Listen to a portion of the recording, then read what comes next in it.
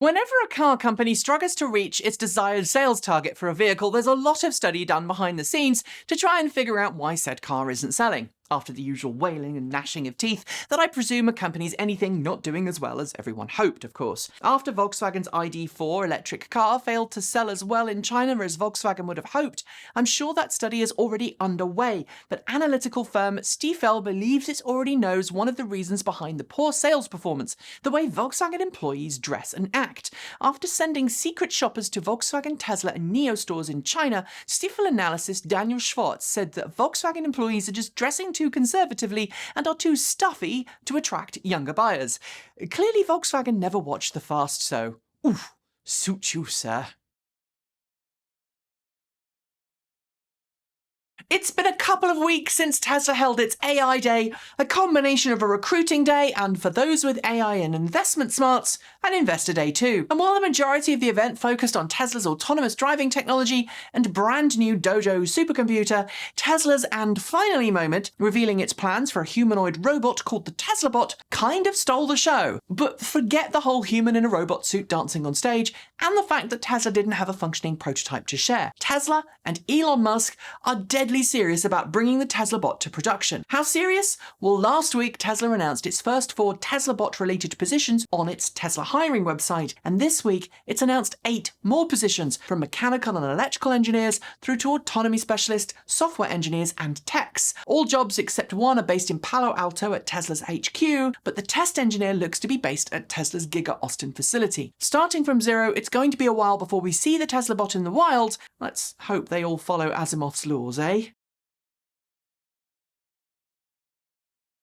Unless you happen to learn to drive in the UK or another country where taking a driving test in an automatic restricts you to driving automatics, the chances are that if you know how to drive manual or stick, you're something of a car nerd. Or at least, a car nerd taught you to drive. Stick-shift cars are generally not only easier to work on for the enthusiastic wrench turner, but when driven well can provide better power delivery and better fuel economy. However, in the age of tightening emissions targets and a push towards electrification, stick shifts are dying. And this week, we learned that Volkswagen, an automaker that has been one of the last holdouts of the manual transmission, will be retiring all new manual transmission cars from 2023 onwards. The first 2 models to not get stick shift as an option, the all-new 2023 Tiguan and 2023 Passat. But don't think stick shifts are gone forever. While the majority of electric cars out there use a single ratio reduction gearbox, meaning you don't change gears and they drive like an automatic, there are a handful of plug-in models proposed with stick shifts from more niche companies, or of course there are EV conversions. They tend to have gearboxes too. There are plenty of different incentives around the world to get people behind the wheel of an electric vehicle, from the US federal tax credit for eligible electric vehicles through to the grants offered in the UK and the free charging and parking offers to citizens of Norway. EV perks are a tried and tested way to get people dumping the pump. But incentives put into place in Sweden to encourage people to swap their internal combustion engine vehicle for an EV have proven so popular that the government-sponsored program is out of money. In total, the 3 billion krona allocation was set aside for 2021 EV incentives, with each new EV purchase eligible for up to 70,000 krona in EV rebates. But with 1 in 4 new cars being electric, these funds have dried up sooner than anticipated. A similar rebate program in the Netherlands is also reportedly out of money for similar reasons, showing that electric vehicles are massive in demand in both countries. And frankly, I think that's a good thing. I mean, imagine if the funds were allocated and not claimed. That would be a lot worse. It feels like a literal age since Nissan first revealed the Ariya SUV, its first ground-up all-electric SUV and the first brand-new electric vehicle to launch since the Nissan Leaf. And to be fair, it was an age. It was October 2019 when the Ariya was first revealed. You remember that time before we spent 20 months locked in our homes, hiding from a global pandemic. The Ariya's launch, like so many other car launches, was pushed back due to COVID, but customers in Norway will finally be able to pre-order the 5-seat crossover from next week. Pre-orders have already opened in Japan, but Norway is the first market outside of Japan to get a chance to stand in line to order one. A total of 4 different variants will be offered in Europe, ranging from an entry-level rear-wheel drive model with 63 kWh usable battery pack, all the way up to a 4-wheel drive performance variant with 87 kWh pack. Actual deliveries aren't expected until the middle of next year though, so there is still quite a wait ahead.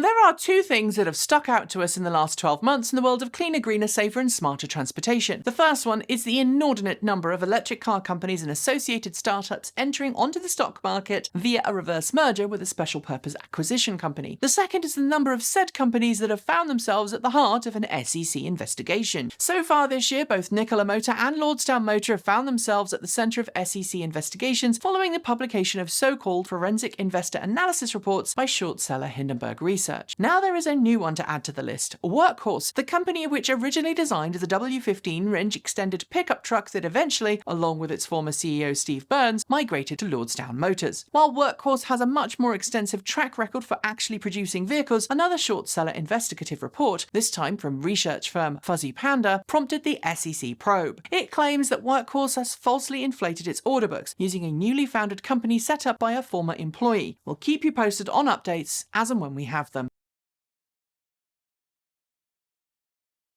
Believe it or not, it's been nearly a year since Tesla first details its brand new 4680 form factor battery cells during its 2020 shareholder meeting and battery investor day.